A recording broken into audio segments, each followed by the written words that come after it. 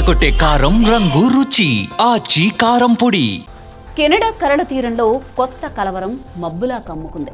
2023లో 2,78,000 భారతీయ విద్యార్థులు study permit పొందగా 2024లో ఆ సంఖ్య ఒక్కసారిగా 1,88,000కు తగ్గిపోయింది. ఇప్పుడు 2025 మొదటి 7 నెలల్లో కేవలం 52,765 మాత్రమే అనుమతి పొందారు. ఇది 50% పైగా తగ్గుదల. విద్యారంగానికి కాదు, ఆ దేశ ఆర్థిక రంగానికి కూడా గట్టి దెబ్బ. విద్యార్థుల ప్రవాహం తగ్గిపోవడం కారణంగా విశ్వవిద్యాలయాల గుండెల్లో గాలి తగ్గినట్టయింది. పట్టణాల వీధుల్లో ఖాళీ నినాదాలు మిగిలినట్టయింది. నిజానికి కెనడా వీసా నిబంధనలు మరింత కఠినతరమయ్యాయి.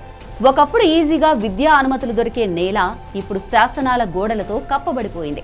2025లో ప్రభుత్వం పెట్టిన కొత్త క్యాప్లు, అనుమతుల పరిమితులు విద్యార్థుల దారిలో రాళ్లలా మారిపోయాయి.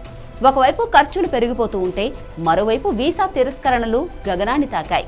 ఈ మార్పులు కేవలం కాగితం మీద లెక్కలు కాదు, ఎన్నో కుటుంబాల భవిష్యత్తు కలలపై వేసిన గీతలు. కెనడా ప్రభుత్వ కఠిన పరిమితుల కారణంగా 2025లో పెట్టిన 3,16,000 కొత్త స్టడీ పర్మిట్ల లక్ష్యం చేరే అవకాశమే కనిపించడం లేదు. ఇప్పటి వరకు కేవలం 30% వరకే టార్గెట్ రీచ్ అయింది. 2024లో 1,00,000 పర్మిట్లు తక్కువగా జారీ కావడం వల్ల గమ్యం చేరలేకపోయింది. ఏడాది మొదటి 7 నెలల్లో కొత్తగా వచ్చిన విద్యార్థుల సంఖ్య మరీ తక్కువగా ఉంది. మొత్తం ఇంటర్నేషనల్ స్టూడెంట్స్ సంఖ్య కూడా 2024 జనవరిలో 10 లక్షలుండగా 2025 జూలైకి 7,85,000కు పడిపోయింది. ఈ తగ్గుదలతో యూనివర్సిటీలు నష్టాలను భరించలేక అత్యవసర ప్రయత్నాలు మొదలుపెట్టాయి. కొందరు స్కాలర్షిప్లు ప్రకటిస్తుండగా మరికొందరు ట్యూషన్ ఫీజుల్లో రాయితీలు ఇస్తూ ఆన్లైన్ కోర్సుల రూపంలో కొత్త మార్గాలను వెతుకుతున్నారు. ఇదంతా కేవలం విద్యారంగానికే కాకుండా కెనడా ఆర్థిక విధానాన్ని సైతం ఎఫెక్ట్ చేస్తోంది. ఇటు భారతీయ విద్యార్థుల కలలు ఎప్పుడూ కెనడా వైపు దూసుకెళ్లేవి. అక్కడే భవిష్యత్తు, అక్కడే అవకాశాలు అని విద్యార్థులు అనుకునేవారు.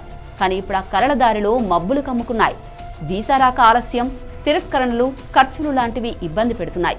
కెనడా వీధుల్లో నడవాలని, లైబ్రరీల్లో చదవాలని, డిగ్రీలతో తిరిగి రావాలని అనుకున్న ఆ యాత్ర ఒక్కసారిగా ఆగిపోయింది. విద్యార్థుల మనసుల్లో నిరాశ కమ్ముకపోయి కొత్త దారులు వెతికే ప్రయాణం మొదలైంది. ఇదే సమయంలో యూకే, ఆస్ట్రేలియా లాంటి దేశాలు విద్యార్థులను పిలుస్తున్నాయి.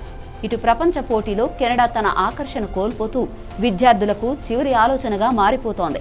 ఇప్పటికే అమెరికాను ఇండియన్స్ పక్కన పెడుతున్నారు. ఇప్పుడు ఆ లిస్టులో కెనడా కూడా వచ్చి చేరుతోందని చెప్పవచ్చు. మరి ఈ ట్రెండ్ ఎంతకాలం కొనసాగుతుందో ఇప్పటికైతే చెప్పలేని పరిస్థితి. ఏది ఏమైనా పరిస్థితులు ఊహించిన విధంగా మారిపోతున్నాయి. చూడాలి ఇది ఎంత దూరం వెళ్తుందో. మరి ఈ ఎపిసోడ్పై మీరేమంటారు? మీ అభిప్రాయాన్ని కామెంట్ చేయండి. This is Aruna signing off.